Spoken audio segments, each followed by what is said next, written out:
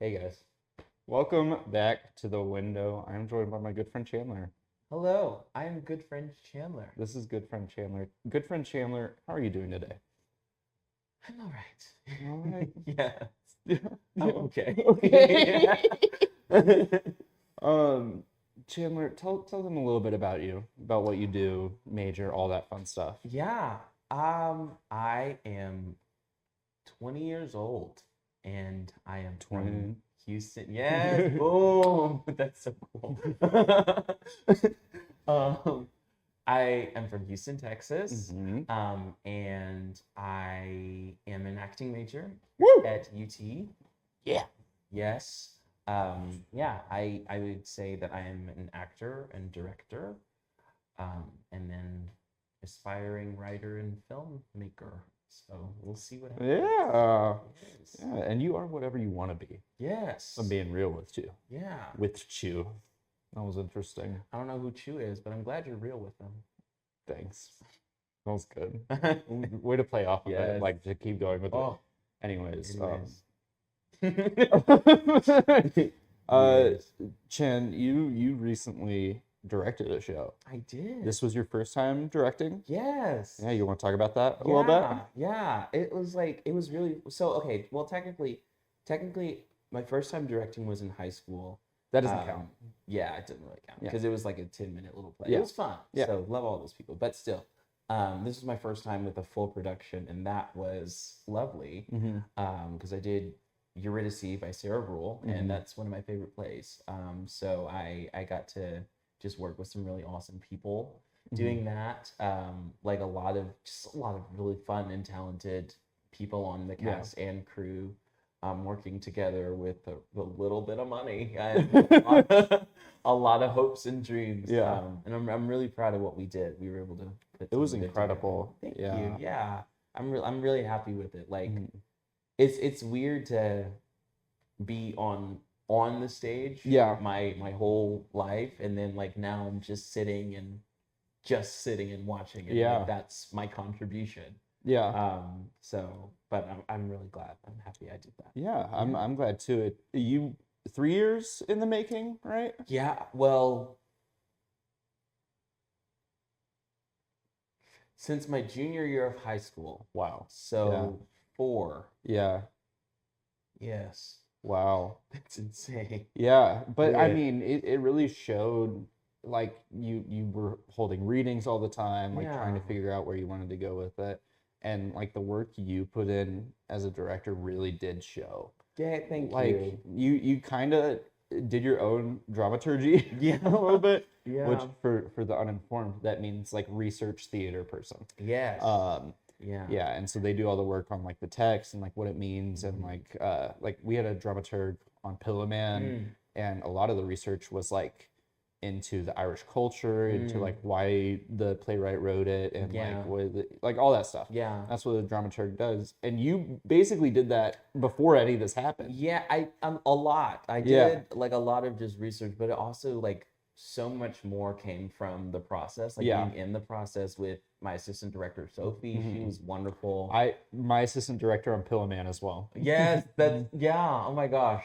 Could not ask for a better She's assistant director. so lovely, like so wonderful to work with, and it's like it was nice because like we I met her and assigned her like within the same 5 minutes. Yeah. Because we met at a party, and then we were talking. She was like, "You're doing Eurydice," and I was like, "Yeah, I am." And she was like, "Can I just assistant direct it?" And I was like, "Yes."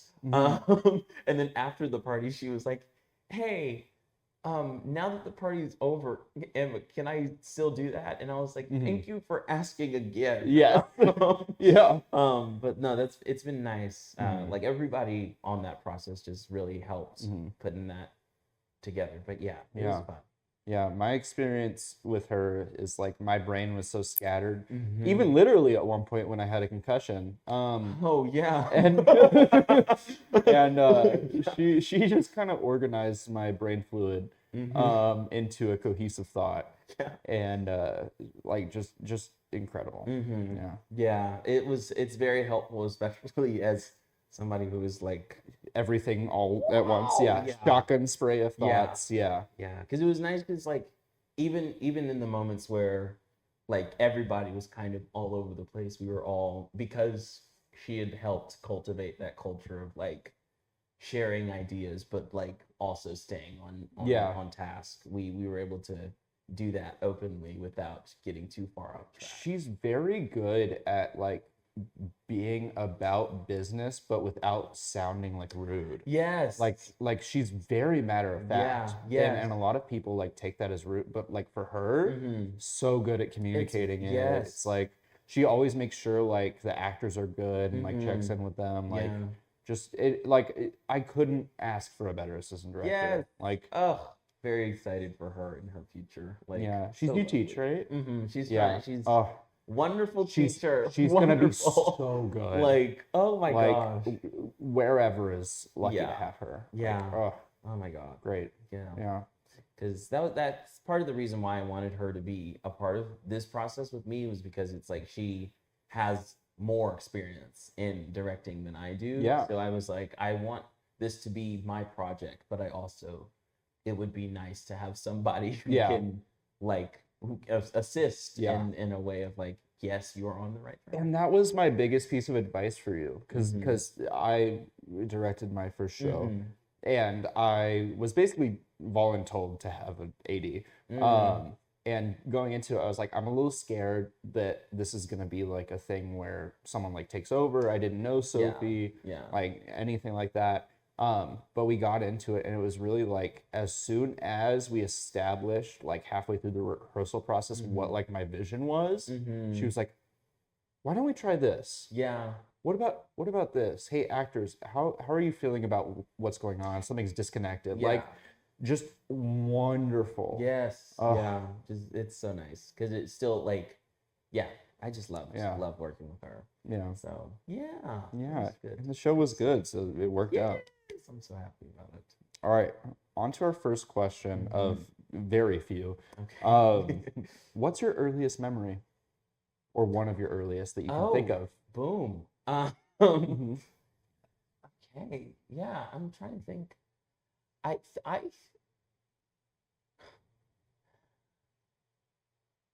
don't know. Like I'm trying to think. One of my earliest memories, the first thing that just popped into my brain, at my grandma's old house. See, okay, I'm cautious, I'm hesitant because I can't remember if this is real or if I just made this up. But at my grandma's old house, I remember one day I was in the garage and I saw a worm on the ground. Okay. And I had heard about people eating worms. And so I was like, I'm gonna eat this worm to try it.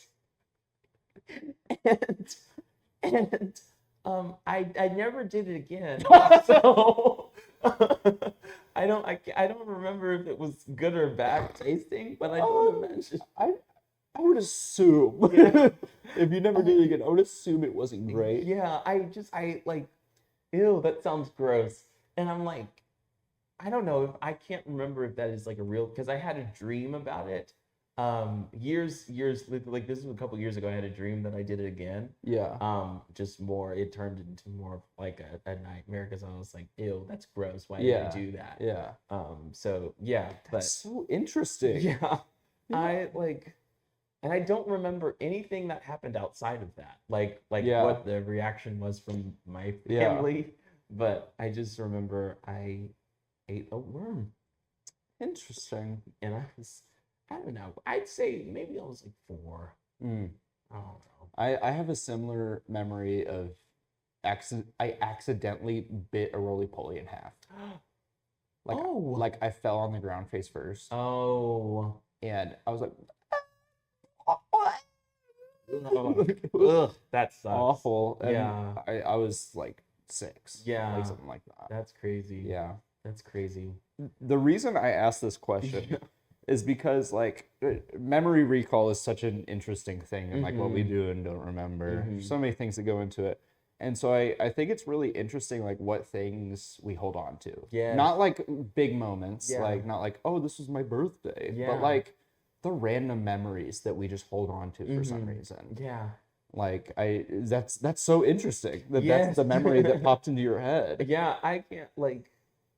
I felt like I literally like had to open up a filing cabinet and then just go very far back to figure out something. Yeah. Yeah. And I don't know where that came from. Yeah. I mean, I think there's some where it's like, oh my gosh, that's so like telegraphic of what is to come. Like I had Evelyn on, and she was like, I think she was talking about watching The Wiggles. Like, and I was like, oh yeah, you want to be an educator, you're like a performer, like of course, yeah. And I was like, I remember performing Pharrell Williams's "Happy" in front of my grandparents. Oh. Yeah. Oh. But like, Worm. Yeah. I don't know what that. Like, that's such a wonderful thing for you and Evelyn. I don't know what that says about me. No, I like to try things. You are very adventurous. I will very confidently say that. I think it's a lot of like, especially now in college, now that I'm in this space where I feel more comfortable to just try things. For a lot of like smaller experiences, but now getting into like bigger things that could help my career, but also just like with myself, just like thinking about like, what are the immediate bad consequences of this? Yeah. And if I can't think of anything horrible, then I just do it. Yeah. Yeah. And see what happens. Yeah. Yeah. So it's fun. I do like envy that about you a little bit. Like you are like very, if you have a thought and want to do it, you're gonna do it. There's sometimes when you get in your head, of course, as with every person. Yeah. But like for a lot of the things, it's just like you're like, oh, I want to do like when you walk to South Congress, yeah, and back, like I was like, and you were like, it was lovely. It was. I loved it, and I was like, I would never in a million years do that. Yeah. But it probably would be like awesome. Yeah. I would love it. Well, okay. Because I was thinking like, I don't know why I did that. I was on the bus and somebody started just like talking at my direction. And I was like, I don't want to move chairs because I feel like that would be rude. So I'm just gonna pretend like this is my stop and then get an Uber. But then I didn't have money for an Uber. So I was like, yeah. And I could have very well just asked for money. Yeah. Or like I did have money for an Uber, but I was like, yeah, I'll just walk. Yeah. Or wait, anyways. Yeah. That's fun though. It was fun. So yeah. Hey. Yeah. Because I was like, I'm just gonna walk until I don't feel like walking anymore. Yeah. And then I was home. So Yeah. so yeah. And then we hung out that night and walked a lot. Yes. Because I remember I was like, this is enjoyable. And so I called you and I was like, hey, what are you doing? Yeah. And I was like, oh, nothing. And you're like, you want to come walk? I was like, sure. Yeah. Okay. But yeah, it's just, yeah, no immediate bad consequences. Yeah. So yeah, so and actually better than probably getting talked at on a bus. Right. Yeah. Because I just like, I don't know what was going on with that person. Frankly, I was scared to investigate. Yeah. It's like, hey, are you okay? Yeah, I know. Yeah. Yeah, no. Yeah. But it was fun. And I wish the best for them. I know. Yeah. Yeah. Where are they? I hope they get. We should do a Where Are They Now segment. Where are they now? We went on that same bus 3 times to find them. They were nowhere to be seen. Crackhead Jones hasn't been sighted in 8 years. That's crazy. Okay, that's our earliest memory. All right, next question. What's a piece of music or a person in music that was formative for you in your artistry or otherwise? Beyonce. And speak on it. Yes, oh my God, I love Beyonce. Like so much. So much. I hope that I meet Beyonce before I die. Just so Purposefully like give yourself something that makes you make a wish. Yes. So you can go meet Beyonce. I'm really sick. The only thing that could cure me was seeing Beyonce right now. Just, oh my God, no. But no, I love her. I love like a lot of things about how she works. Like the main reason I love Beyonce is because my mom loves Beyonce. And so like a lot of things that I love now just came from my mom really liking them or my dad really liking them. So I was like, I'm gonna like that too. Yeah. And now I just genuinely really love, because I remember like my mom would host like watch parties of Beyonce's like music videos and everything. And I say watch parties, it was just my mom and my two other cousins and then me and my sister. That's a watch party. Yeah. That's a watch party. Yeah, it was like, you know, we would watch and dance and I would just be like, I love this so much. But yeah, and so it's like, but also just like as I've gotten older, I remember when Lemonade came out, I remember I like, or no, it was the self-titled album, Beyonce. Yeah. When that came out, I remember like we listened to, like my mom listened to it with me in the car on our drive home. Yeah. And we had to skip a few songs. But I loved it. Yeah. And then we did the same for no, it was Lemonade. It was Lemonade because I remember we listened to Formation and she was like, "Ooh, I'm gonna put part of the song down." Yeah. Oh, my parents would do that too, where they just turn it down for the one part where it's just cursing or talking about sex. It's just like, no, because I was like, and then fade back up. Yes, because I remember like I don't know, it was stuff like that. I was like, my parents probably have a good reason for not showing me this. Yeah. Like, I was like, I don't know what it says. Yeah. And when I was a couple years older, like in high school, I was like, you know what? I'm gonna listen to that song. Yeah. I'm gonna listen to that song and see what it says. And she said, when he fucked me good, I'll take his ass to Red Lobster. And I was like,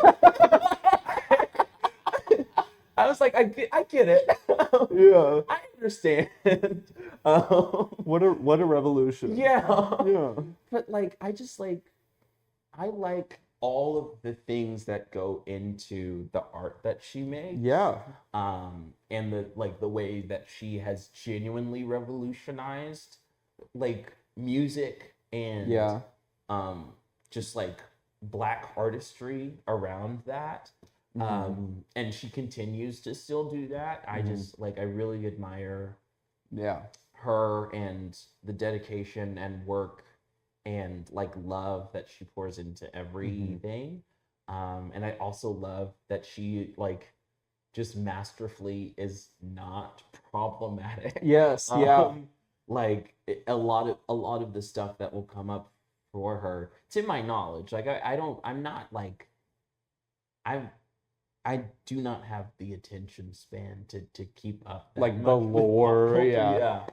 But like from what I know, she's never been like, I'm gonna do this thing knowing it's bad and just not care what the public thinks. Yeah. Like I remember the Illuminati thing, I remember hearing that and being like, is that for real? And then I looked into it and I was like, this is serious? Yeah.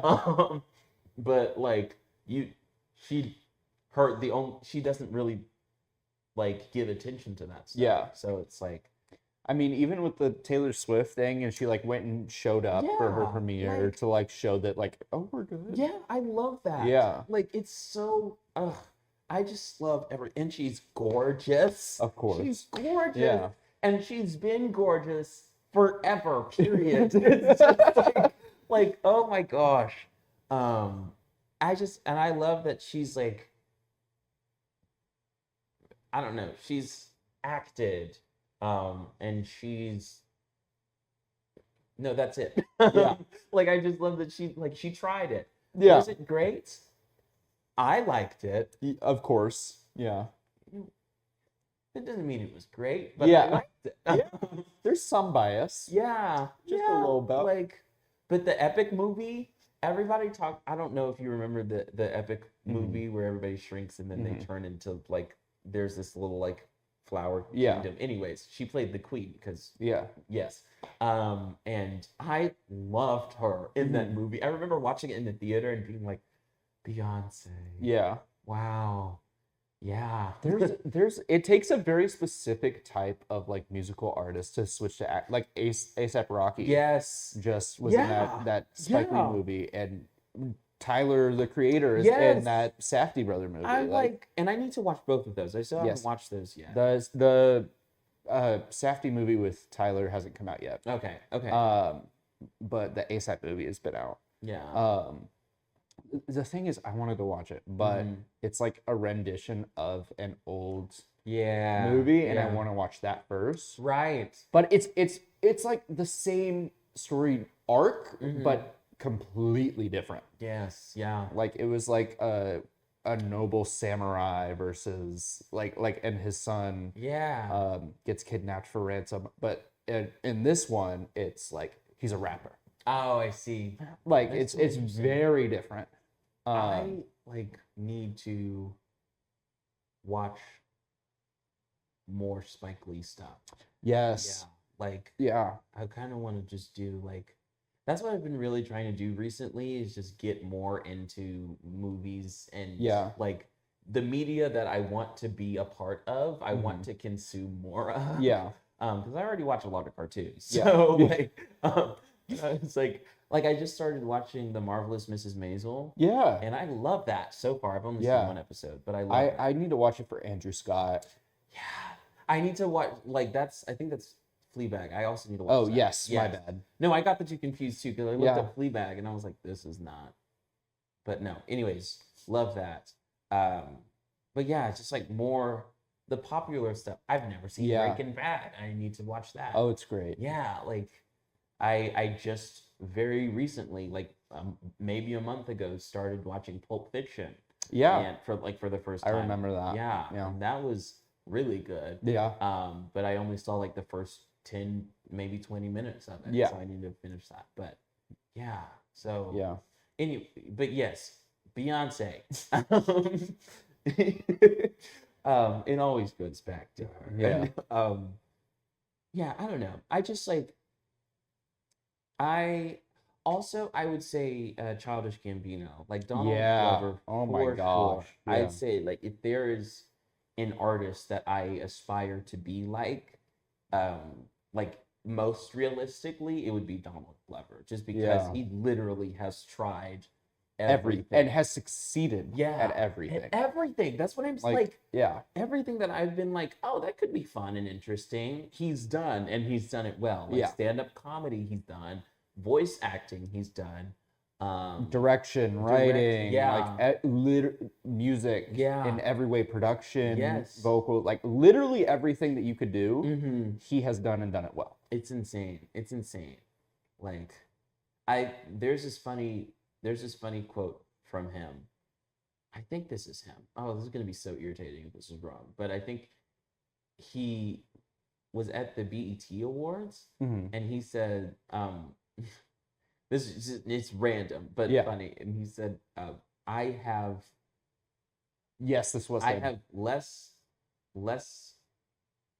more BET Awards than Will Smith, but less Sam Smith. I don't know. No, he has more music Grammys. Yes. He has more Grammys than Sam Smith, but Sam Smith has more BET Awards. Because I looked that up and I was like, wait, is that? Yeah. That's true. Yeah. what's going on here? It's insane. Yeah. I died laughing when I saw that. I just love him and the way that he works. Like I've also started watching Mr. and Mrs. Smith on Amazon Oh Prime. yeah. That's really good. And he's Yeah. really good in that. Have you seen Atlanta? I need to watch it later. Yeah. I keep getting that recommendation, and I've started it, and I just I didn't finish it at the time that I started it, and so it's been hard for me to go back. But yeah. Yeah. That's how I felt about Breaking Bad. It took me like 5 years to watch the last season. Yeah. Which is it sounds crazy. It is crazy. But it's just like I started Sopranos. I'm on like season 2, and it's my dad's favorite show, and it's like critically acclaimed, one of the best shows ever. But like I just can't sink my teeth into it. Movies are so much easier for me. Yeah. Like I watched this movie literally last night called Sorry Baby by Eva Victor. That's on my list too. It changed it altered my mind. Yeah. Like it was so brilliant, and it was her directorial debut. Really? And like her first like mainstream feature film role, and she wrote it like interesting all herself, so she was triple threat in it. That's really cool. Yeah. I didn't realize that. Yeah, it got a full theatrical release, which is crazy. Yeah. Like it was so good. Yeah. I need to watch that. Like, cause I want to do something like that. And so it's like, I should probably watch examples of it. I think like the reason that I haven't is just because I'm just trying to get out of this whole, like, I really enjoy doing this. So I'm going to keep doing it as long as it's in front of me. But I'm scared. I'm so terrified because I don't know if I can do it. And so it's been nice now that I'm in this mindset of like, I don't see any immediate consequences of trying. So always try. Yeah. Like if you want to do something, go do it. Yeah. So that's what 2026 is going to be. That's what right now is going to be about. Yes. But fully in 2026. Yes. We're slowly ramping up until 2026. Yeah.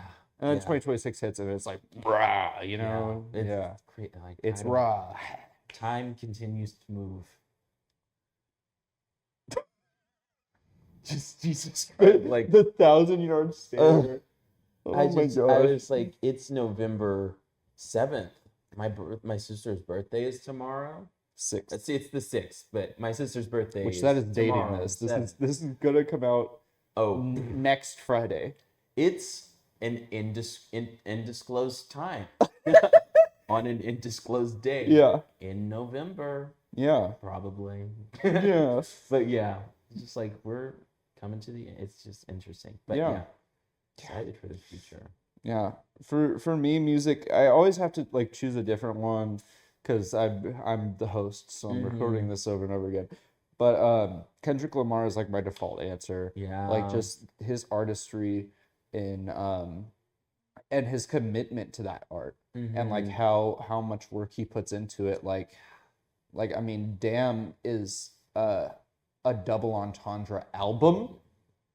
It's different front to back and back to the front. Like that's great. Like who the fuck thinks of that? He's a genius. Like he's actually like there's a reason he won a Pulitzer Prize. Yeah. Like he's a genius. I just love like he's so mastermind that it's like it's on an unfathomable level. Like dang. Because I saw this video, this TikTok about like, and I haven't looked into this myself, so I don't I say I saw this video, but it was saying that all of his albums are relating to a different type of media. Yeah. Yes. Like, and they are. Yeah. Because To Pimp a Butterfly is a poem that he read Tupac Shakur, who was his idol. Wow. Because they grew up like near each other. Yeah. And so that's the output that it is for that. Good Kid, Mad City is a short film. Yeah. And then Mr. Morale is, or Damn is a newspaper. Like it was the Time magazine. Yeah. Thing. Like Mr. Morale, I can't remember which one that was, but I believe that was like a live performance, because you hear a lot of like stomping and like clapping and like and we cry together with the vocal performance of like Argument and stuff like that. So I believe it was like just a visual performance for that one. But like, and then GNX was just a bop. It's just so fucking good. It's just a bop. He's just like, I hate Drake. Yeah. Here's an album. Fuck you. I hate Drake. I love Los Angeles. No, seriously, I think Kendrick Lamar is literally it's crazy the peak that he's not the peak, but like where he is right now and where he's going. Because what all the stuff with Drake happened, and he just put out a lot of really good shit after that. Yeah. And then he did the Super Bowl halftime show. And it was beautifully artistic and like all these things. But like after he put out an album. Yes. Which like people are speculating is not the first album of that album series or whatever. Yes, yeah. But then like the Olympics are coming to LA. Yeah. And after seeing what he did at the Super Bowl, I believe 100% that he is going to be very deeply embedded into the Olympics performances. Yeah. I am so excited for the future bags that Kendrick will continue to get. He just is so ingrained into the scaffolding that creates Black culture. Yes. Like, I mean, for the Black Panther movie, like he curated the soundtrack for it. God, it's so good. And it's brilliant. It's so good. Like dang. It's good as an album, let alone a soundtrack for a movie. And then you go and watch the movie, and it's like all of it is intentional. Oh my god, it's so insane. Like, and the only other movie I've ever felt that way about was the Miles Morales animated movie. Like, that's the only other like. Which somebody did? Who's on that? Because I know somebody created that. I could not tell you, but yes. Yeah. And it's incredible, of course. But yeah, so that's Kendrick Lamar, dude. Dang, he's so good. Kendrick and Beyonce, love you guys. So you should come on the pod. Hey, and I'll come back. Just if you need anything. Yeah. Actually, we have a PA. Right. Exactly. Just for you. Yes. Exactly. Yeah. I can handle whatever you need me to do. So that sounds suspicious. Wait. No. Whatever you need me to do, whatever you want, I'll do it. I swear. Happily. Smile on my face. Oh. No, I'm just kidding. Okay. Next question. Okay.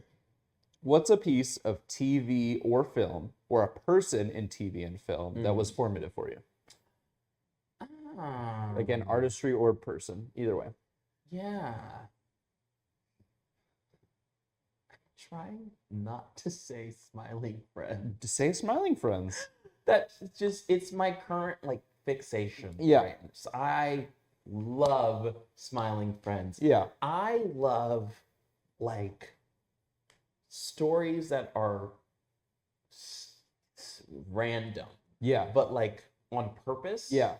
But still cohesive. Yes. It's that's why I love South Park. Yeah. You have no way of guessing how a Smiling Friends episode is going to end. You could try. Or what the next one is going to be. Exactly. Yes, because it's they did one of where they arrived at an airport, but they don't have a hotel. That is the entire episode, and it's incredible. It's so funny. But then they also they did the most recent Mr. Frog episode. I haven't seen it. I won't speak on it anymore because you gotta just. And the thing is, that's the best Smiling Friends impression that I do. Yeah, is Mr. Frog. Yeah, do it right now. Okay. So first, I felt you preparing to do it, and I was first, there's Pim. oh my God, Charlie, we have to make him smile. Yeah. I love kids, Charlie. Whoa. Pam, you shouldn't say that. But I can't do Charlie. No one can do a Charlie impression. I have not heard a good one yet. And then Alan, I just wanted my cheese. Or the Alan scream I won't do. Because it'll just, but I can do it. I promise you. Off camera.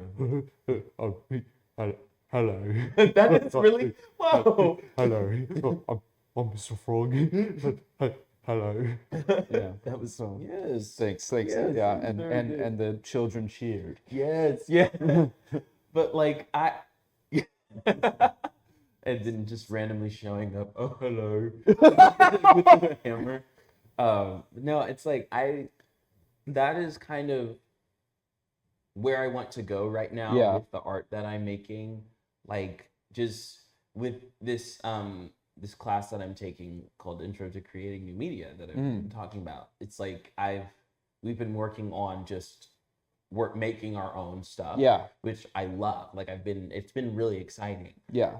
To do that and then have the challenge of doing it on a deadline. Yeah. Has been very teaching and helpful. Yeah. But it's made me like really explore just like how can I be planned and cohesive. Yeah. And intentional with the art that I'm making while also just doing random stuff. Yeah. Like I put on. You need to watch Atlanta. I gotta watch it. Because it's that same thing, but like the Black experience as well. Yeah. Like, it's random events that are like very. Yeah. I'm gonna watch that tonight. Yeah. I gotta like it's just. I haven't watched it either, but like I know because I've been recommended it so like that and The Wire. It's like I've been recommended it so many times. And I don't know anything about The Wire, so I just know it's great. Yeah, all the HBO shows, like they're all great. Yeah, like gotta watch that. So it's like it's been interesting, and it's also why like the next project that I actually just was casted in today, a sitcom.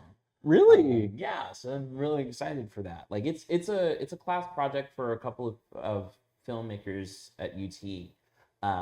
But it seems like it's a fun exploration. Yeah, I'm really excited for it. Absolutely. Like, is it multicam? Yeah. That's awesome. So like it's gonna just be the story is gonna follow 4 college students in a dorm. 2 of them are RAs and 2 of them are just residents. Yeah. I think all of them are RAs. I'll know. Yes. Yeah, but it happened today. Yes. Yeah. Like I'm sorry. I know, but no, it's been. I'm excited for that. Yeah. Like I just really am excited for like the whole seeing what happens. Yeah. With a loose script. Yeah. So it'll be interesting. Dude, that's incredible. Yeah. That's gonna be so fun. Like that's such a unique experience opportunity that you don't usually get. Right. Like a multicam sitcom is such a specific like style of like the way it's shot and like. It's very fast paced, like all these things. So like that's cool. Yeah. Like, and I'm excited to do it in like as a student project for like my first time. Yes. Because like you can make mistakes, you can learn, like all that. Yeah. And like they're learning too, and it's like they'll have advisors helping them out. Yeah. So it's like it just feels like a nice like cushion. But it could still be also cool to do it professionally. I hope I get of course today, but yeah, and you would be great by the way. I think it would be so fun. And you also got cast in a play. I did. For UT New Theater. Yes, I did. Yeah, you want to talk about that a little bit? Yes, yeah. Oh, like I'm really excited for that. Oh my god. Me too. As a viewer. So we so we have a lovely MFA director here named Michaela, and she does a lot of all Black shows, which are so impactful and so important. And I saw her previous one for UT New Theater, which was These Are the Keystrokes. Yes. Just brilliant. It's my favorite thing that has come out of UT so far, theater-wise, that I've seen. Oh my god. And I've seen pretty much everything we've put on. And I liked it more than my own play that I directed. And the ones I've acted in. Yeah. So that should tell you a lot. Like, I am her biggest fan. Oh my god. But that's why I say as a viewer I'm so excited for it. Because it's like I'm not gonna act in it. No. This is not a Robert Downey Jr. situation. This is not gonna happen. No. No, I'm really excited for that project. The way I've been describing it, which is why I'm so excited for it, is like it feels like a Boondocks episode live. Yeah. And that feels like another story of like, you don't really know what's gonna happen next. Yeah. But Boondocks is so good. So good.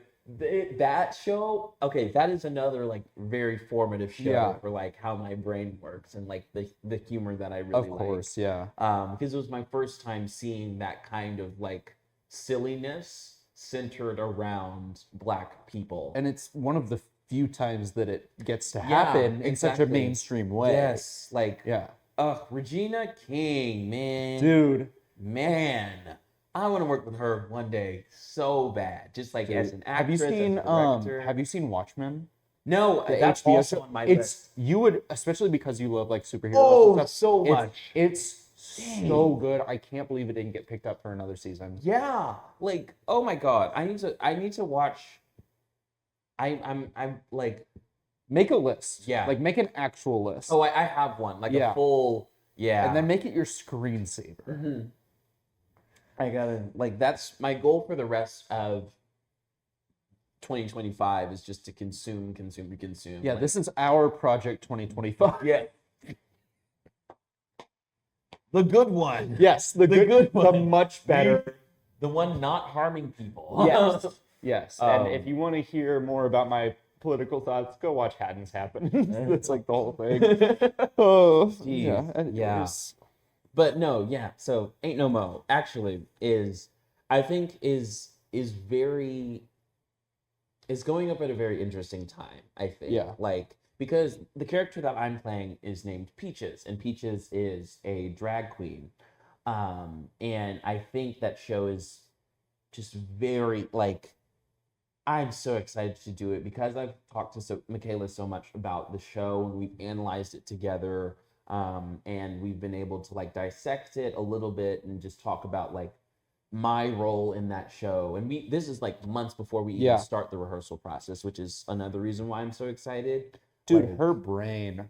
Oh my gosh. So good. She's brilliant. Like, I'm taking her directing class, and like I want her to be a full-time faculty because I need other people to take a directing class with her. Yeah. Like I know Bella and Haley are. Yeah. Like I'm just loving that class so much right now.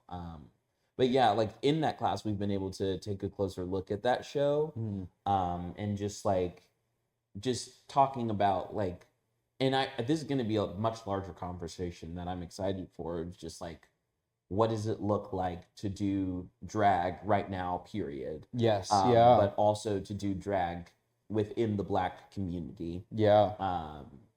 And in this, like... So many layers.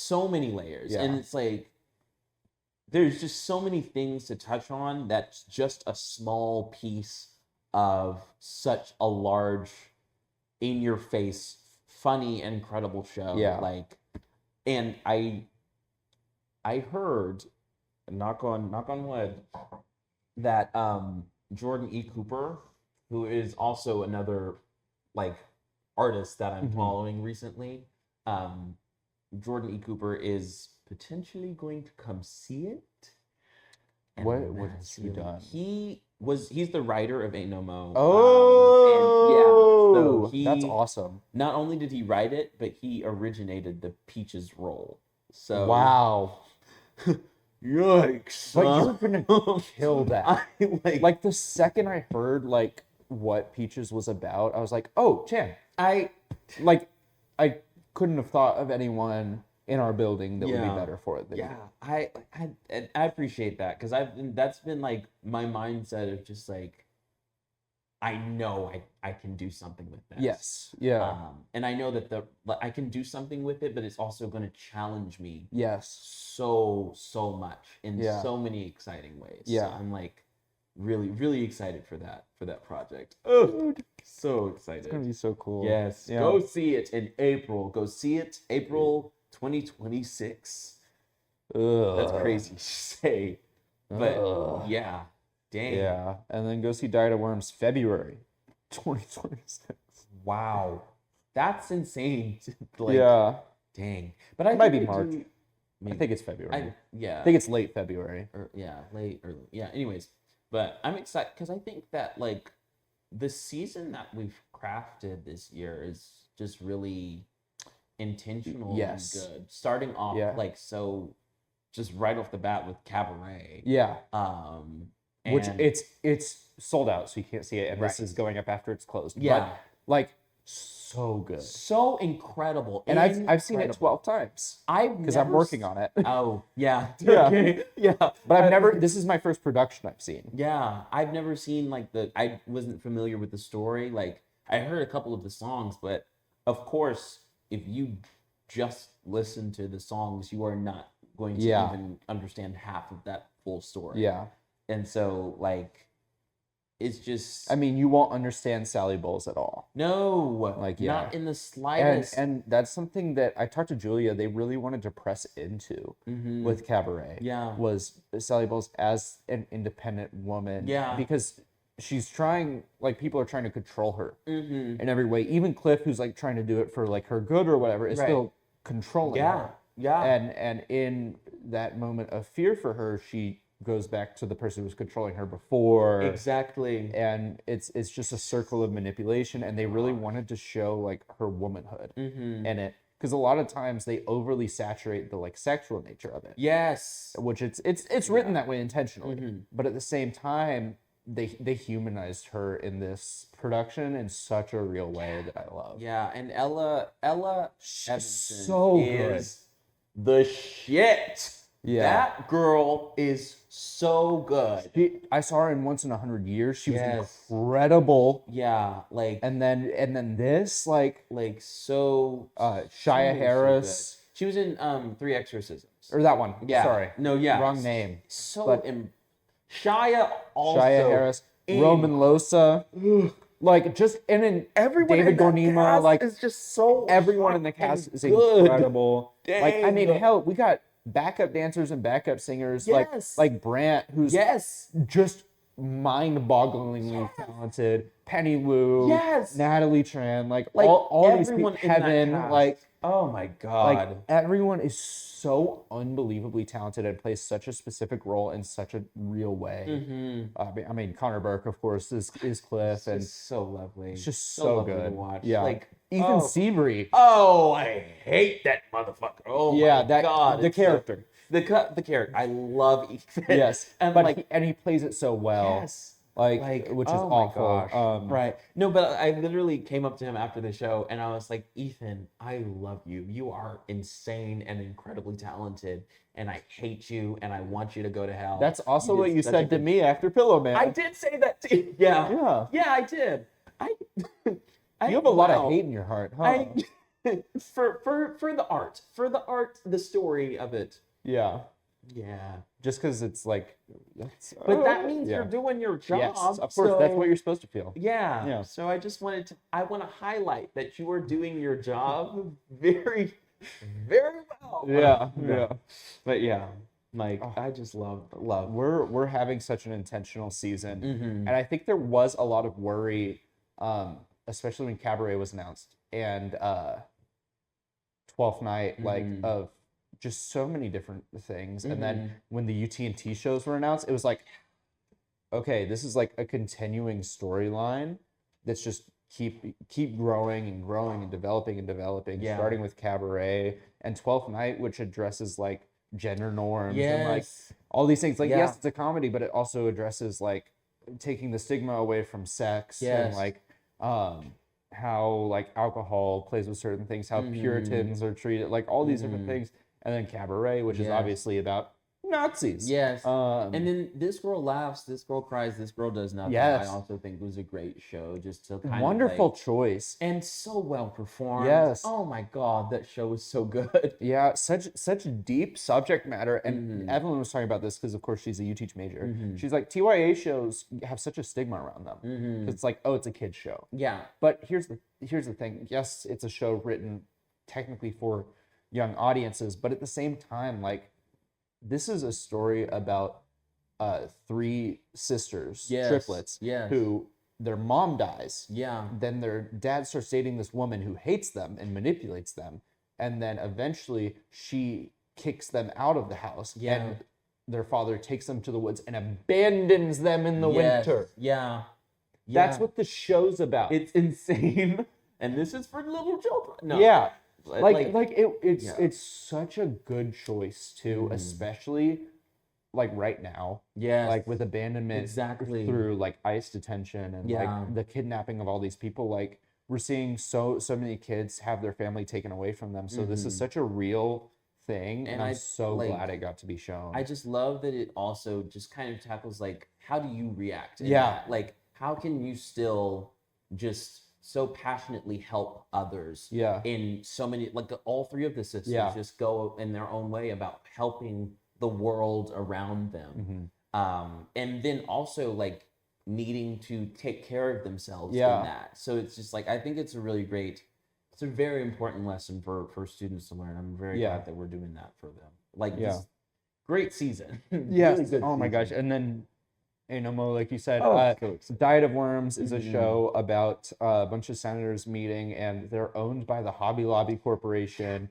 Like it's a satirical play about a group of senators who are owned in a capitalistic manner and don't achieve anything because they're all dumb.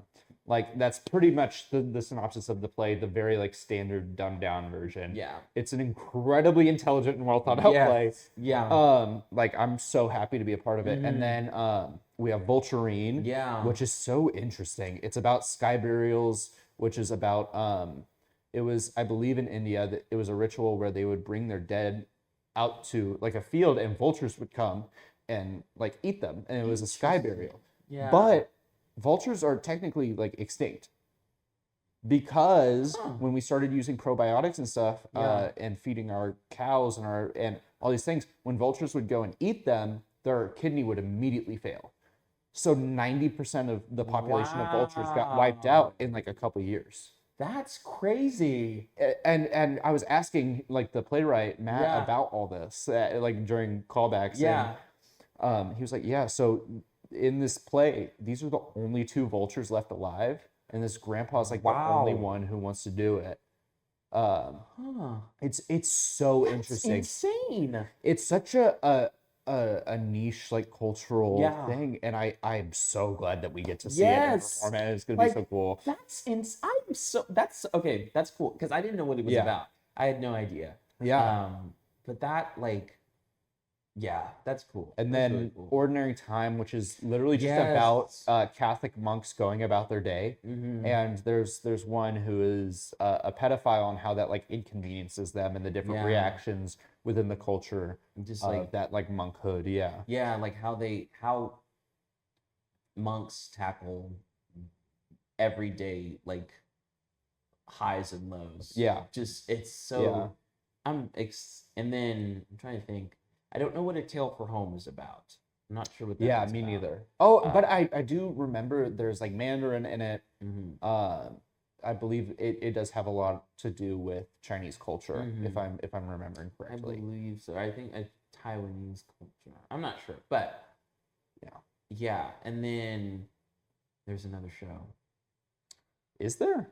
Diet of Worms, Vulturines, A Tale for Home. Ordinary Time. Ordinary Time. Okay, never mind. Yeah, that's it. Yeah.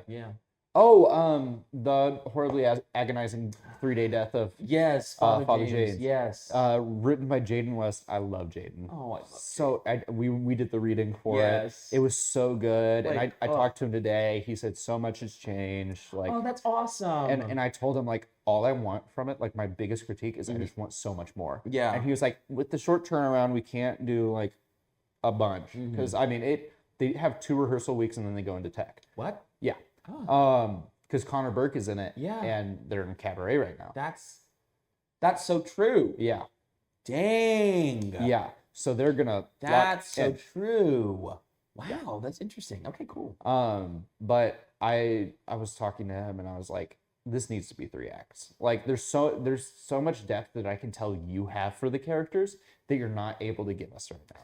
Yeah. And I just want so much of that, and like this may be a spoiler for y'all, but I mean you're on the internet. Robert leaves Cassandra in the new version. Oh, that's interesting. Yeah.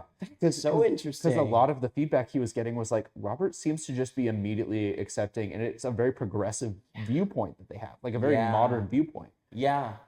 Yeah, that's true. And so he's like, okay, you should like leave her. Mm-hmm. So interesting. I'm so excited to see it. I love theater school. I love it. Like, it's so good. It's so good. We just spent literally 20 minutes talking about all that. Yeah, dang. Woof. Thank God. I love it. Yay, content. Yeah. My first episode of this was almost 3 hours long. Really? Yes. Dang. Was it just you or was it? No. Okay, I was going to say. It was me, Kaylee, and Mira. I see. That's a good group. It's a very bitty group. And that's I think what took most of it. But it was great. Yeah. Yeah, for me, TV and film, I'm trying to think of something that you would for sure know. Or something that I don't, and you explain. But that's also true, I guess. Fine. No, what, I'm just gonna go. Have you seen The Social Network? No, I haven't seen. It's also on my list. Have you seen Fight Club? Yes. Okay, we can go with Fight Club. Yeah. So the director of that movie is my favorite director of all time, David Fincher. And so I saw Social Network before everything else because that was like the thing. Yeah. And it came out like after I was born, unlike Fight Club. Yeah. Which came out in 1999. Yeah. But like Fight Club is a great example of like, he's so specific. Like his directing style is he has them run it, says cut. If he doesn't like it, run it again. Once he sees the take he wants, he says delete everything else.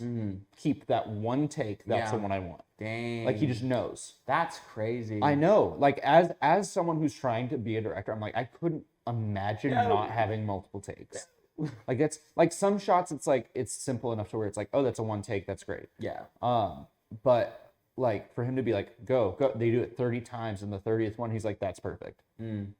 Delete everything really else. Interesting. Yeah. Like he knows exactly what he wants from that person. Like, and that level of specificity, like when you were talking about the new media thing and like having the deadlines to force you, like a big problem I've had, because I've tried to start this kind of stuff all the time beforehand. Yeah. A big problem I have is that I'm very much so a perfectionist. And so it'll be like, I don't have a budget. I don't have the time to be spending like 40 hours editing this video to make it like studio grade. So I'm not going to post it because I'm getting overwhelmed because I need it to be perfect. But something I've started doing here is like I was sitting on that first episode of The Window for no joke like a month. Really? Yeah. Like it was edited and done. Yeah. I was just sitting on it because I was like, the audio quality just isn't great. Like it's not even that bad. Yeah. Hence why I got these. Yeah, it's fancy. Yeah. But I have such a problem with that. And so having now taken away that a little bit of that perfectionism, and slowly as I start succeeding a little bit more and have more time to like choose what I want to do, I'll be more of a perfectionist with it. But getting to see both sides of it, like hopefully by the time this comes out, I should have an Indiegogo live for my short film, Just One More Day.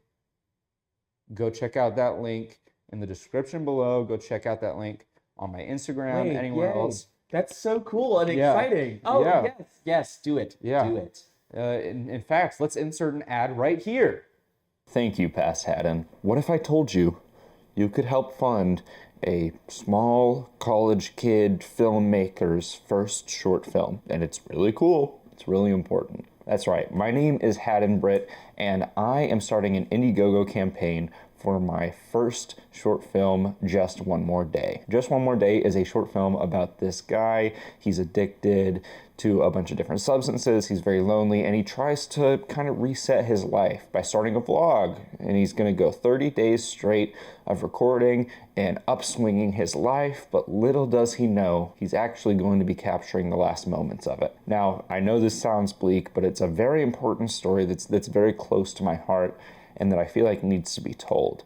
I wrote it myself, I'm going to direct it myself, I'm shooting it myself, and I am the sole actor in the entire short film. So it's a very ambitious project. That's why I need your help. Now, to start off on this Indiegogo, we just need some followers. So share this link, share this video with all of your friends. It's going to be in my bio. It's going to be on my YouTube page, TikTok, Instagram, wherever you can find me, you can find this link. Please, please, please share it with your friends. Now, going on from that, I want to tell you a little bit about what these funds are doing and where they're going, because I want to be fully transparent. First off, we need equipment. We have some pretty good mics as we see right now. I mean, this camera's pretty decent too, but I would love the ability to have a little bit higher quality equipment. While it's not a necessity, I would love it so much. It would help it just so much. And then also, the cost of editing is expensive. These softwares that we need to use and the amount of time it takes to put into it, as well as submission fees for any festivals I feel like submitting it to, which is hopefully going to be all of them, because I really do think this can be very, very special. Now, onto the Indiegogo, they have a couple of different levels there that I've set up for you guys. So for $5, that's right, just $5, you will get a special thank you from me. I know it doesn't sound like a lot, and so if $5 is too much for you, I get it. I promise you I do. And then $10, you will get a special Q&A invite with me as soon as the film goes live to the general public. Now we go up to $25. $25 will get you a special early access viewing of the film as well as live updates about the film's progress. Then $50. If you donate $50 or more, you will get a special credited section at the end of the film in the credits, and you will be dropped by name unless you don't want to, and then we'll reach out, we'll figure something out. But guys, I am so excited, so beyond excited for this film, and I am so glad to have you guys along with me. Hope you'll have a good day. And that'll be like me talking about it and things like, yeah. Anyways, we're back.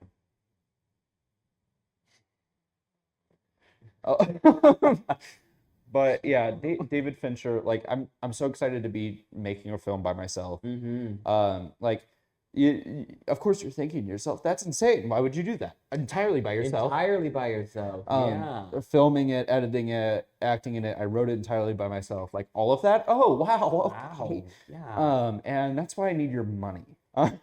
Hey, yeah. and your support. But I just want to prove to myself that I can do it all and do it all well. Yeah. And so this will give me a chance to be that like David Fincher, like this is exactly what I want. I like that. That is also something I admire and envy about you as well. Is just like the entire reason that I even did, well, not the entire reason, but like a large part of the reason why I did Eurydice this year was because we were talking and I was like, I want to do it, but like I want to do it right, and you're like, just do it. Yeah. Like Prism is open. Go do it with Prism. We have pitch meeting. I will get you 15 people who will vote yes right now. That's and it happened. And yes. So it's like, and I appreciate that because now I'm like I can get in this like let's do it. Yeah, I'm such a big proponent of if you want to do something, just do it. Yeah. Like obviously there are the mental roadblocks that we all face, like all the la-di-da-di-da. Like my friend Kaylee, they've never been in film. Really? And their acting style is so film. Like it's so like intense and subtle and like actually and so I've been like trying to edge them to do film and they still just haven't done it, so I'm gonna write them a short film. I was like, just make a project. So I'm just gonna make one for them and it's like stuff like that where it's like I need that sometimes where it's like dude, just shut the fuck up and do it. Yeah. Like, stop complaining about not doing it and just do it. Yes. And so I try and do that for other people. Yeah. Especially because of how much other people inspire me. Yeah. Like, it's like that's another, because I've thought about like, why don't I choose a more stable career? yeah. But I just keep coming back to like the wonderful relationship that I have made with all of the people in this creative world that I've discovered and gotten more into. Is just like, it is nice because like my brain's resetting. Yeah, you're okay. It's nice because like just you don't have to go too far to find motivation to just keep going. Like if you can, and I have been blessed enough not to have trouble finding a supportive community of people who I can go to and be like, I have this idea and like I don't know what to do with it. Yeah. And they're like, you should just do it. Yeah. And like, here, I can help you do it. And yeah. like, and then also in turn, like you said, I want to be that for other people. And so it's just this really nice cyclical relationship. Yeah. That just has helped me and everyone around us just continue to grow in a nice way. It's so lovely because I have friends and they're like, hey, can I talk to you about these ideas that I have? And I'm like, absolutely. Yeah. Like I have so many ideas and I don't talk about most of them just because it's a lot. And knowing me, it's going to be depressing as fuck and all this stuff. But like, I mean, Penny Lou doing the play that she wrote, like that inspired me to write something for myself. And that's why I wrote the short film. I'm writing a play right now, like all these different things. And so that's, anyways, I don't even know how we got there. No, it's lovely. You're up to bam. All right, you ready for our last question? Yes. This one's a doozy. Okay. Who is a person in your life that was formative for your art? My father. Yes. Talk on that. Both of my parents, really. But most, my father, mostly. Like he just, because he is an entrepreneur that, and his career involves like performing in front of people, but like in a way that helps him. Like he will work with like businesses and students, mostly students at the college and like high school level, just giving them tips and like helping them navigate how to go for the things that they want to go for.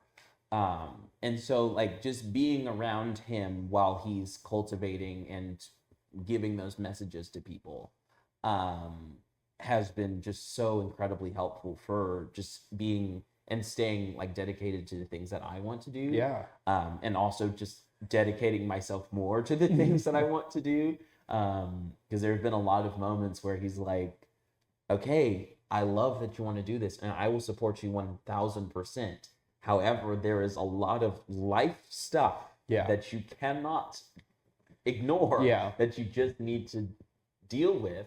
Otherwise, there will be consequences. Like the biggest reason, the literal biggest reason why I wanted to do Eurydice, like why I wanted to direct that show, was because he took me out of it.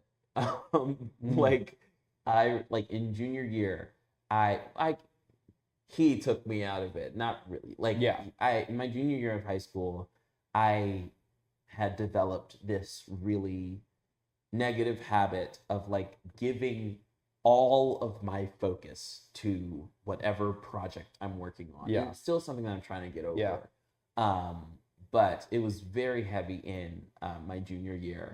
Because I was starting to take like college level classes to prepare for college. And so it's like all of these things that I need to start focusing on, but I'm only focused on the show that I'm doing. And he was like, I love that you're focused on that show and I don't want you to stop focusing on it. But in order for you to succeed in the future, you need to take care of this other business. And like we had started the show, and it was our UIL competition. So Yeah. it's like it was this competition. So we were preparing the show to present it to compete against other Yeah. schools.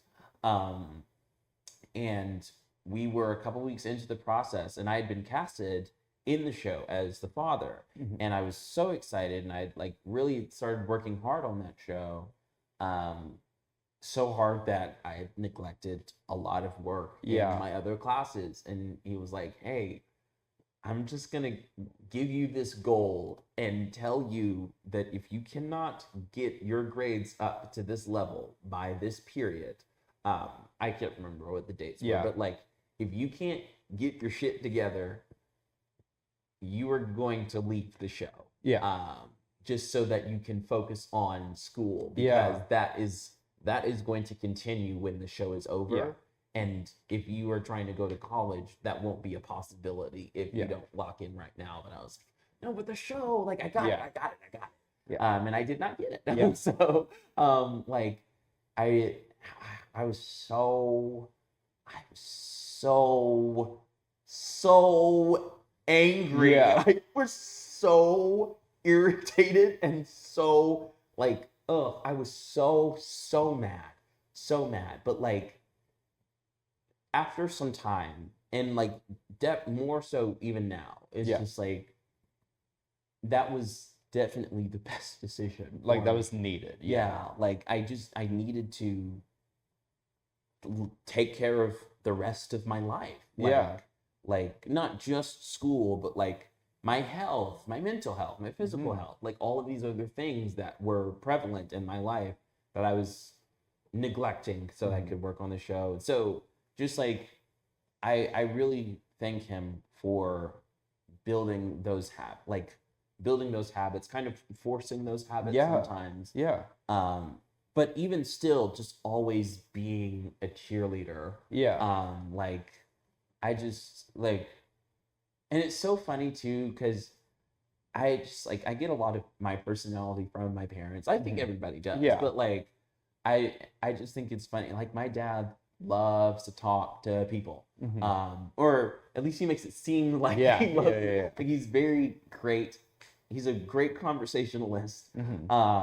And he always, like, I remember we would be leaving church and my mom just started just going directly to the car, because she knew that there would be an extra 30 minutes. That's how my mom is. Yes. Yeah.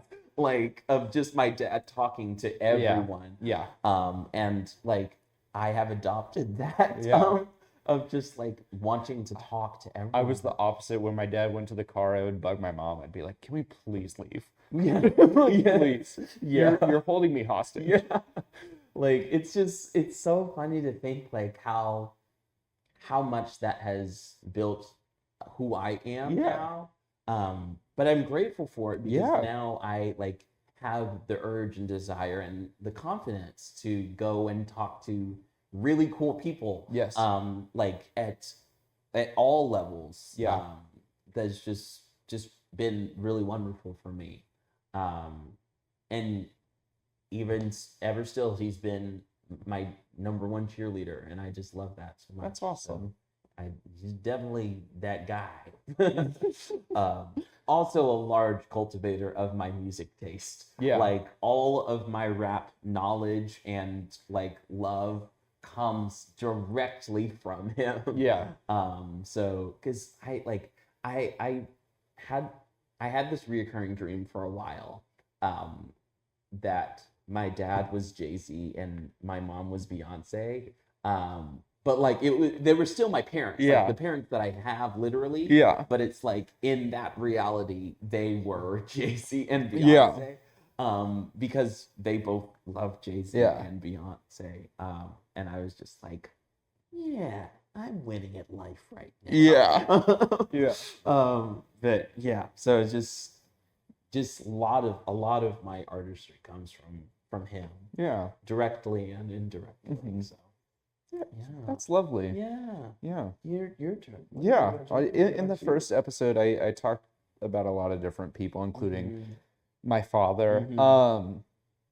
And I of course, like I agree. Like there are some people where it's like their parents don't seem to have as much of an impact, but then you meet their parents, Right. like they're always like, oh, I don't feel that way about my parents, and then you see them interact and they're the exact same person. Yes. Like I am literally just my mom and my dad put together. Yeah. Like it's so funny. But I think a big inspirer for my art is my mom. I'll say this time, because she always wants me to dig deeper. Like always. Like she's big into true crime and very, very like tries to make sure she's as educated on everything as she possibly can be. And that's like a big reason why I am that way. Yeah. And why I am like, I am going to get to the purpose. And like in my acting, I'm very, like I even talked to Allison, one of the faculty here at UT. I talked to her today about it, and she was like, you're very logical with like the way you act. Like sometimes too much and you need to get out of your head. But, like you're very logical about it.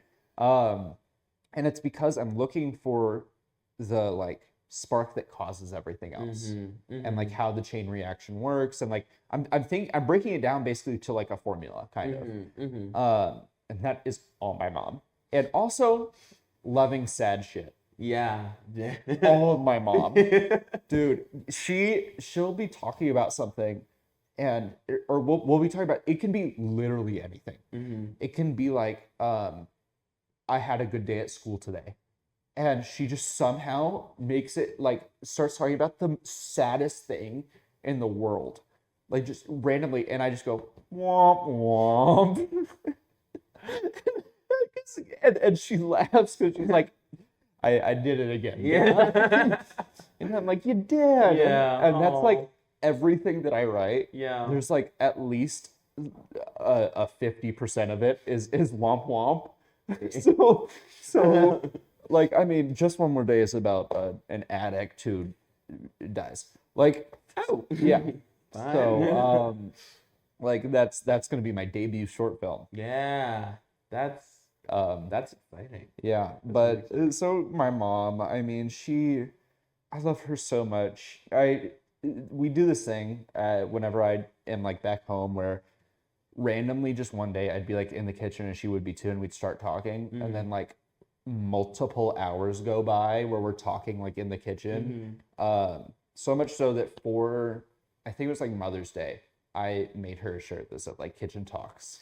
Like awkward, like weirdly deep conversations between mother and son. And like I got it for her, and she wears it, and like it's, that's cute. Yeah, it's that kind of stuff. Yeah, It's the little things. Yeah, it is. The nice, like, I almost forget that's what life's all about. Yeah. Did we actually? That's awesome. I love that so much. We just built it. You know, cut it off. Cut the cameras. Oh my gosh. That's funny. That's all I got. I mean, if you want to say more, say more. Yay. Yeah, more. I don't know. No. I mean, no. I now am. This is lovely. This is happening at a very lovely time. I feel like I've gotten a lot of signs from God and the universe and whatever and everything, just like to keep going. Yeah. And that's been really, really nice. Yeah. Just like to have some, but like on a small and large scale. Yeah. Just like, it's like, dang, life is getting difficult, but like I have friends that inspire me to keep going, and like just experiences later that day that inspire me to keep going. Yeah. I love human beings and like human behavior. It's so fascinatingly interesting to me. Like a lot of why I like kind of in the sense of like I'm gonna figure out entirely what's happening here in almost like a formula. Is kind of how I think about it for people. but I feel like maybe it's more in an artsy fartsy way, Yeah. in a logical way of like, what are the circumstances Yeah. that have happened to you? Man, how does that inspire how you're feeling right now?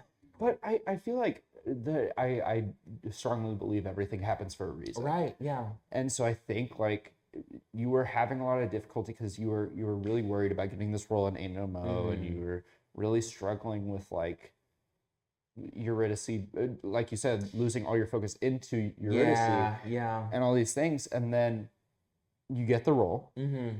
and now you start getting more and more signs that like you should keep going, keep Yeah, doing this, keep yeah. trying, Like, yeah. like it will work. Yeah, like it's Yeah. just, and then, now I'm excited. Like, I don't know. I've been a project that I am going to start working on. Is like I always a lot of times I'll listen to music and I will like visualize it as this like Like this, a short film. This short film of this dance break. We've that talked is about this, yes. yeah. And so it's like I was listening to a song literally as I was walking into this building, and I was like, I can see this movie entirely. And I was like, I'm gonna do it. Like Yeah. I know choreographers who can help me. I know dancers who can help me. Like I know filmmakers who can Yeah. help me. Like and even for the people, even if they're not available, I could figure it out or like Yeah. find someone new. And so it's like it's nice to be on a roll of motivation, especially for like those days like today, like that just don't start off great. Yeah. And then don't stop. No, that it just keeps Yeah. on going. Yeah. But it's like it's nice because I can take time and think about like, wait, okay, these are also a thing I learned from my dad. Just like what's going well, like what's going great today, Yeah. like what's bringing me joy today. It's Yeah. also what I'm getting from a lot of like Allison and Yeah. a couple of other faculty members. It's just like it's been nice because it's cultivated this mindset of like there is positivity somewhere here In every day. in every day. Every day there's something positive that you can tether yourself to that can carry you through the Yeah. rest of the day. Yeah.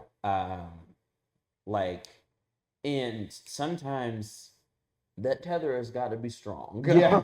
Like, Yeah.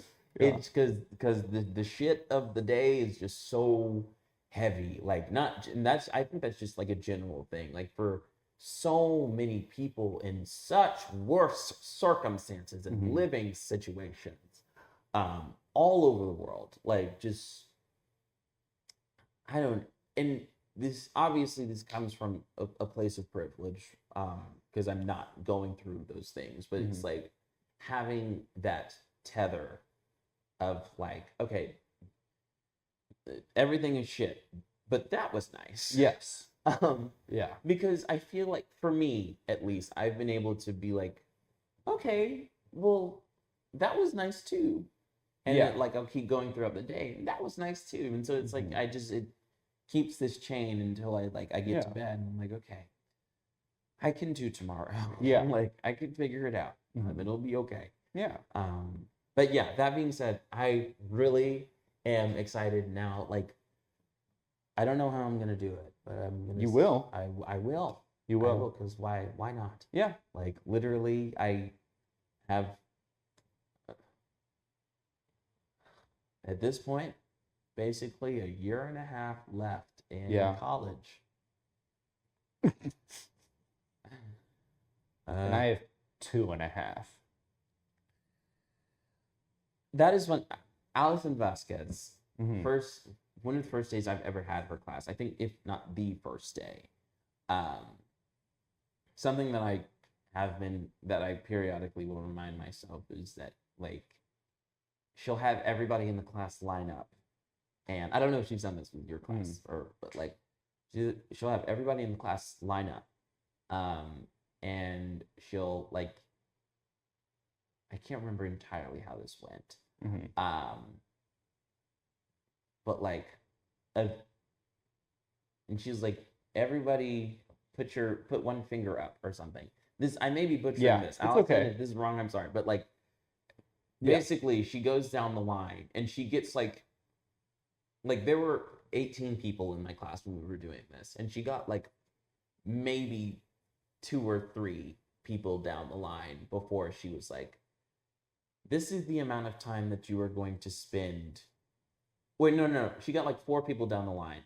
And she was like, this is how much life you've lived. And with all of our fingers up, she like went back like 1 or 2 people and like put her fingers down.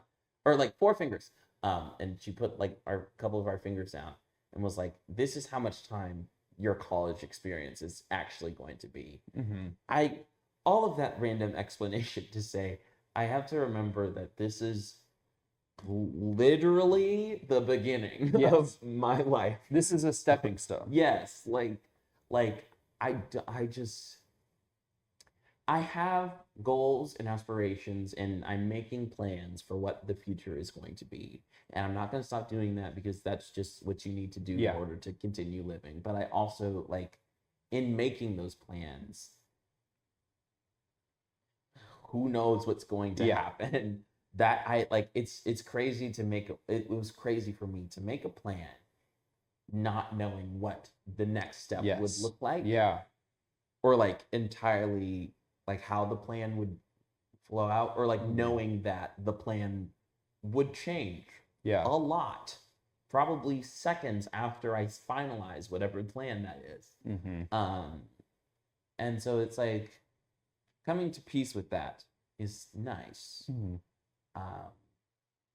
And just like remembering that at one time I was at peace with that. It's a good reminder.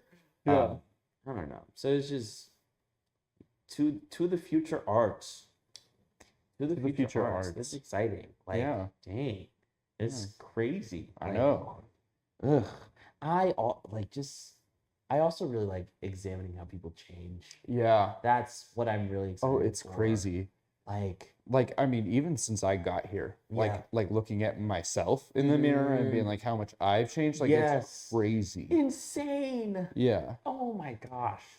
Like, I don't know. It's just so, and I also like, working an admissions job, I love it because I just get to talk to people and figure out like why they're passionate about the things that they're passionate about. And that's always fun because I just like, it's a good way to get to know people. But also it's like when I do have some sort of wisdom to share. It's a nice reminder for myself that it's like, okay, I have done things and I do kind of know what I'm doing. Enough to be able to give someone guidance or like to let them know like you're not gonna know what you're doing, and that's chill. That's actually kind of really fun and freeing. So I don't know, just I'm excited for the future, which is nice because at the beginning of this year, it was rough. At the beginning of last month, I was terrified. Terrified. Like probably literally today. Probably just through this conversation, I am now excited for what the future holds. Because I've been really worried about it. But on the like wisdom thing, Fred. He's a freshman BFA student here. Lovely. Love him. He's so great. Brilliant. I had talked to him like very briefly during callbacks for Diet of Worms, and then I asked him to play basketball because we ended up somehow talking. Like I was like, you played basketball, didn't you? I like shook his hand and I like felt the like the calluses, and I was like, we should play basketball. And he was like, okay. And so eventually we did, and I don't even remember what we talked about, but we talked about something like relatively deep, and then there was like that guy. A protest that was happening, and he was talking about how someone had told someone else that like it's important to like hide your face for the image. And I was like, the image? You mean the image that you care about, like rights and like civil freedoms and and all of these, and like I started talking to him about it, and I was like, don't let anyone ever tell you what you can and cannot do for your image. Yeah. Believe in what you want to believe in, and believe in it passionately and strongly and unapologetically. Like, that's an interesting, that's interesting. And I had like a long conversation with him about that, and then he had to like leave. And so I texted him and I was like, hey, if you ever need anyone to talk about with that, like talk to me. And he said verbatim, since hooping with you the other day, I've come to find that you are a fountain of wisdom. Yes, dude. And I was like, a fountain of wisdom? I was like, I mean, thank you. That's kind of, I'm not like Master Shifu. I think you're just an intellectual yapper. Like, I feel that, and I love that because I am a nonsensical yapper. Yeah. And if you agree, leave a comment below. Right. Yeah. But like, I think that is a very admirable like trait or strength of yours. It's just like being able to, with whatever experiences that you've had, like you're still a learning, growing human being who's going through things and learning and like being a person. But it's like the way that you were able to talk about it, not just with yourself, but with other people, is incredibly helpful for helping people also. Because it's like, because you also can allow, like you have the wherewithal in yourself to allow people to also share and feed into that conversation. So it becomes a conversation and not a lecture. And that is what is nice. Because a lot of times there are intellectual yappers who will just talk and then not care what other people say. So it's like, that was great. But I hate this is a side tangent, but this is my biggest pet peeve with the Jubilee videos. Is that it's the lecturing part, and it's combative purely. And my point of view is like, obviously I'm like, you would call me very left leaning. You would like all of these things, very progressive, all whatever you want to call it. I call myself a humanitarian because I just care about people. That's all I care about. But Jubilee doesn't do any good for anything politics wise, because it has people like Dean Withers, who, yes, he's like technically going forward and like talking about like progressive ideology, but also he's doing it in a way that immediately shuts down every other perspective. And although a lot of those perspectives, like to his credit, are harmful that he's shutting down, if we don't first listen, we cannot then educate. And that's a mindset I've always had. Like, you have to be able to have a conversation with someone in order to educate them, because there could be something that they have ingrained in their psyche from their culture, from where they grew up, whatever it may be, that you have to be like, that's not normal. Like, so here's a way that I can put it that despite everything that you've been through, you will still understand. I think like that is a large part of why I don't really, I don't like Jubilee videos. I don't watch them. Me neither. Because it's just, especially now that it's become such a like, this is, it's not even really a debate. It's more of just like, it's an argument. These are two arguing prone people in a room arguing with each other about heavy things that should just be a conversation. Or like, it's so extreme that it's like, this conversation maybe shouldn't be televised in this context. There's going to be so many studies on like the impact of Jubilee videos. Like, I think that's like for kind real of harmful. Like, because I don't. You're creating more divisiveness. Like literally to be like, this is a Nazi against a socialist, queer person of color. You know, like Mehdi Hassan. He's the founder of Zateo News, a very left-leaning progressive. Like, it's kind of like the anti-Trump. And he's very abrasive and combative when he's debating with these people. Like, that's his tactic that he chooses. And there was an episode on Jubilee where it was like this guy called himself like a fascist. That's what he called himself. And he called himself like a neo-Nazi, like all these things. And he was like, yeah, I'll proudly call myself that. And obviously, like, like Mehdi Hassan then being like so, instead of taking that in and being like, okay, there's something deeply wrong with this person.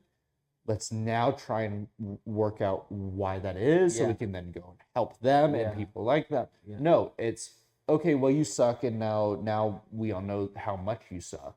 Well, so I'm right now. Yeah, that's true, but we should probably help that guy. Yeah,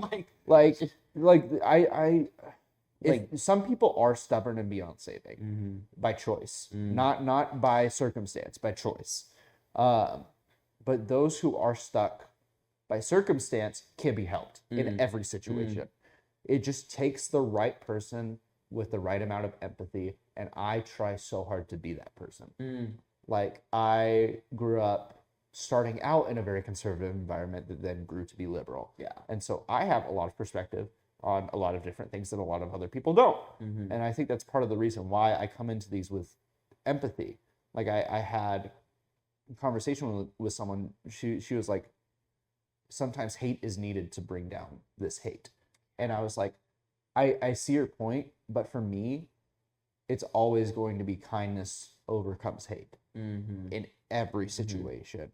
Like, I don't give two shits what history says. Like, kindness will prevail. Because if I don't believe that with my whole heart, we lose hope. And I envy your desire and like ability to just kind of take on the current and like the people who are here now to help them.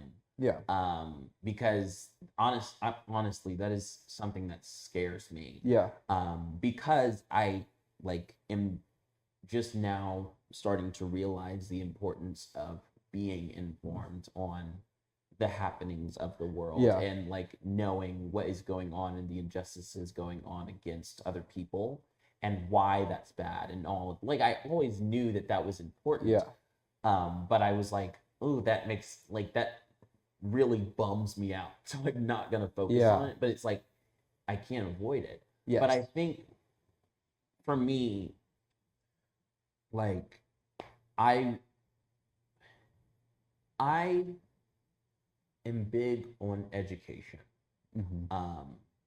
It's ingrained within me from like my dad is an educator, and my mom is literally an educator. Her mom was an educator. Like, and it's just like, so it's like I feel like it is within. I've been in that environment enough to understand the importance of education, and so now as I'm realizing that like I can't escape the hard parts of the world that we live in. So I feel like it is important. Well, I admire and am grateful for the people who are adamant about like getting now people to like the adults and young adults to understand how we should care for each other. I'm more so passionate about like younger people. And that's where we have been neglecting a lot of attention, because it's been, and let me preface this with rightfully so, we've been focusing a lot on progression for women and for people of color and stuff like that, but in that we've neglected to also go back and course correct cis white men. And that's where we see the 2024 election come into play. And the reason that Trump won that is because they were able to radicalize these cis straight white men who have been neglected, because like obviously I'm a cis straight white man. We've had privilege for the dawn of time. Like it makes sense for like that genre of person to be forgotten in this, as we're trying to uplift and give power to those other genres of people. But now we have to go back and be like, okay, now we're going to educate everyone equally that everyone is great. And we need to treat everyone equally. And I think in order to actually start healing people, we need to all collectively see it through the lens of education, as opposed to just like, I'm going to point out to you that you are wrong, and I'm going to explain all of the reasons why you're wrong. Yes. Because then it just turns into a Jubilee video. Yes. Like that's and so it's like I'm that is a large part of the art that I want to create. Aside from the fun randomness. Yeah. Is just also like really just using art as a way to continue to force people to think about other perspectives. And that's why I'm very excited to work with Michaela. Is just, and also another reason why I loved Cabaret, because it's like it forces our audience to, not forces because the audience chose to go there, but still it's like it's inviting the audience to like visualize the circumstances that many different people are going through, many different kinds of people are going through, and it just gives people an opportunity to experience those stories, and like learn what it's like. And I think like I'm excited to bring it back to Ain't No Mo, because I'm excited about that. But like I'm excited for that show to be shown to non-Black people.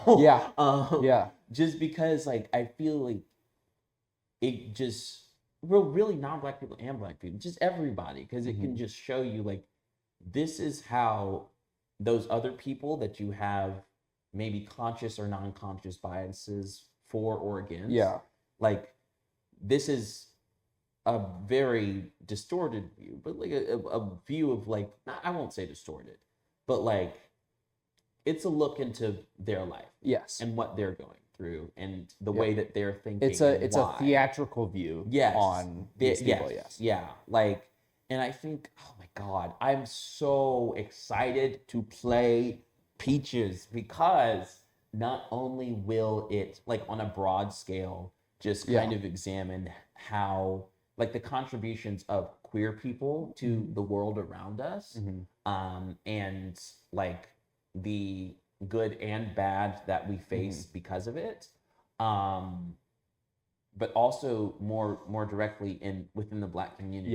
Which is such like, a specific and nuanced viewpoint. Like that isn't talked about nearly enough.